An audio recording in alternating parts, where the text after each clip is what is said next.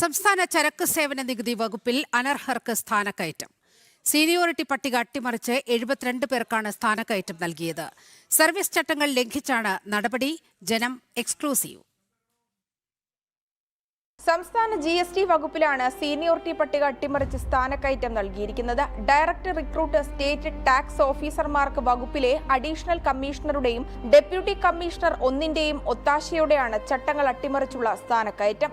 Direct recruit state ടാക്സർമാർക്കാണ് deputy commissioner തസ്തികയിലേക്ക് അനർഹമായ സ്ഥാനക്കയറ്റം നൽകിയിരിക്കുന്നത്. ഇതിൽ സംസ്ഥാന സർക്കാരിനും വകുപ്പ് സെക്രട്ടറിക്കും പരാതി നൽകിയിട്ടും നടപടി ഉണ്ടായില്ലെന്നാണ് ആക്ഷേപം. നിലവിലുള്ള സ്പെഷ്യൽ റൂളും സർക്കാർ ഉത്തരവും പ്രീ സർവീസ് പരിശീലന കാലയളവ് സർവീസ് സീനിയോറിറ്റിക്കായി പരിഗണിക്കാനാകില്ലെന്നതാണ് നിയമം.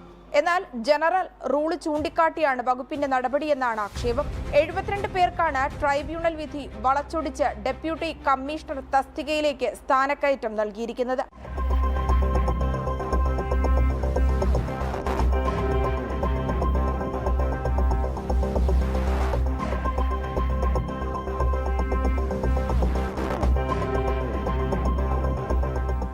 GST വകുപ്പ് പ്രസിദ്ധീകരിച്ച സീനിയോറിറ്റി പട്ടികയിൽ ചില ഉദ്യോഗസ്ഥർക്ക് PSC അഡ്വൈസ് തീയതിക്ക് മുൻപുള്ള തീയതി മുതൽ സീനിയോറിറ്റി നൽകിയതായും രേഖകൾ പ്രകാരം പട്ടികയിലെ നിരവധി ഉദ്യോഗസ്ഥർ അന്നത്തെ കാലയളവിൽ മറ്റ് വകുപ്പുകളിലായിരുന്നു ഉണ്ടായിരുന്നത്.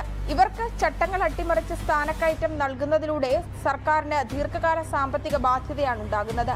ജനം, തിരുവനന്തപുരം.